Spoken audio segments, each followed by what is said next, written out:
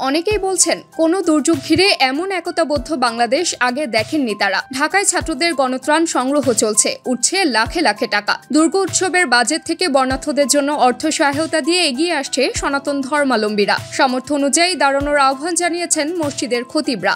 বর্ণাঢ্যদের সহযোগিতায় একদিনের বেতন দিচ্ছেন অনেকেই। বর্ণাঢ্যদের সহযোগিতায় প্রধান উপদেষ্টা ত্রাণ তহবিলে একদিনের বেতনের সমপরিমাণ অর্থ দিয়েছেন বাংলাদেশ সেনাবাহিনীর সকল পর্যায়ের সদস্যরাও। আসুন্না ফাউন্ডেশন জানিয়েছে তারা 500 টন ত্রাণ দেওয়ার উদ্যোগ নিয়েছে। দেশের মানুষের কোনো দুর্যোগ এমন একতাবদ্ধ হওয়ার নজির বেশ বিরল, যা দেখা যাচ্ছে এবার। ঢাকা সহ দেশের বিভিন্ন জায়গা থেকে ট্রাকে করে নৌকা, স্পিড বোট নিয়ে বন্যায় প্লাবিত এলাকার মানুষজনকে উদ্ধারে যাচ্ছেন স্বেচ্ছাসেবী মানুষজন। অনেকে কাভার্ড ভ্যান, ট্রাক, পিকআপ ভরে নিয়ে যাচ্ছেন শুকনো খাবার, জরুরি ওষুধ, নিরাপদ পানি, চাল, ডাল। কিছু জায়গায় বানভাসীদের হাতে তুলে দেওয়া হচ্ছে নগদ অর্থ। লাইন ধরে দাঁড়িয়ে দাতা প্রতিষ্ঠানের সামর্থ্য অনুযায়ী সহযোগিতা পৌঁছে দিতেও দেখা গেছে। অর্থাৎ যে যার জায়গা থেকে যেভাবে পারছেন সেভাবেই দাঁড়াচ্ছেন বানভাসী মানুষদের পাশে।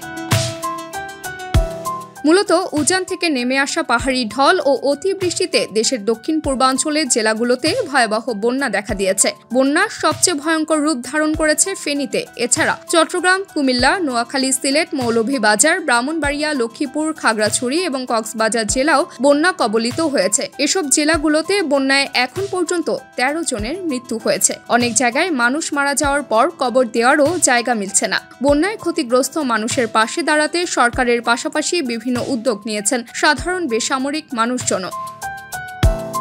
অরাজনৈতিক, অলাভজনক এবং স্বেচ্ছাসেবী সংগঠন আসুন্না ফাউন্ডেশন জানিয়েছে তারা 500 টন ত্রাণ দেওয়ার উদ্যোগ নিয়েছে। এছাড়া এরই মধ্যে তাৎক্ষণিক 10 টন খেজুর, 10 টন চিড়া, 5 টন চিনি, 5 টন লবণ ও অন্যান্য ত্রাণ সামগ্রী নিয়ে আমাদের 3টি ট্রাক ফেনী চলে গেছে, আরও যাচ্ছে। এরপর দ্বিতীয় ধাপে আরও 35,000 পরিবারের জন্য শুকনো ও ভারী ত্রাণ সামগ্রীর ব্যবস্থা করেছে সংগঠনটি, যার জন্য 500 টন মালামাল কেনা হয়েছে। এছাড়া বন্যা দুর্গতদের জন্য SA group of industries 800 piece 5 litre পানি এবং 750 পিসের 1 কেজি করে লবণ আসুন্না ফাউন্ডেশনকে উপহার দিয়েছে বলেও জানিয়েছেন তারা।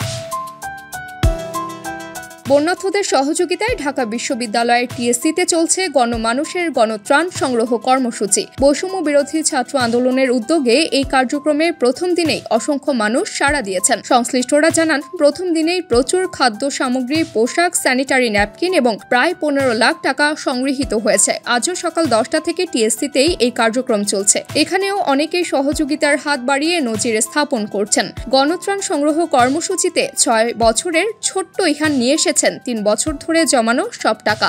পুরো প্লাস্টিকের ব্যাংকই তুলে দিয়েছেন বানভাসী মানুষের সহযোগিতার জন্য। এমন অনেকেই যার যার অবস্থান থেকে দাঁড়িয়েছেন। এবার বন্যা ঘিরে সম্প্রতির এক নতুন নজির সৃষ্টি করেছেন সনাতন ধর্মাবলম্বীরাও। তাদের দুর্গ উৎসব আয়োজনের বাজেট থেকে বন্যা দুর্গতদের অর্থ সহায়তা পাঠিয়েছে বরিশালের বেশ কয়েকটি মন্দির কমিটি। আরও কয়েকটি কমিটি সহায়তা পাঠাতে তহবিল প্রস্তুত করেছে বলে জানা গেছে। সর্বোচ্চ সক্ষমতা নিয়ে কাজ করছে পুলিশ, সেনা, নৌ বিমান বাহিনী। বেতন দিচ্ছেন অনেকেই। এরই মধ্যে বিকাশ নগদ একদিনের বেতনের সমপরিমাণ অর্থ বন্যার্থদের জন্য দান করেছেন। বন্যার্থদের সহযোগিতায় প্রধান উপদেষ্টা ত্রাণ তহবিলে একদিনের বেতনের সমপরিমাণ অর্থ দিয়েছেন বাংলাদেশ সেনাবাহিনীর সকল পর্যায়ের সদস্যরাও। এছাড়া আরও সরকারি, বেসরকারি অফিস এবং স্বায়ত্তশাসিত বিভিন্ন প্রতিষ্ঠানে গঠন করা হয়েছে ত্রাণ তহবিল। বন্যা কবলিত মানুষের জন্য ফ্রি টক টাইম এবং ইন্টারনেট সুবিধার ঘোষণা দিয়েছে দেশের অপারেটররা। শুক্রবার রাজধানী সহ দেশের অধিকাংশ মসজিদগুলোতেই খতিবরা জুমার নামাজের আগে খুতবায় বর্তমান পরিস্থিতি ও বন্যার্থদের ভয়াবহ কষ্টের কথা তুলে ধরেন।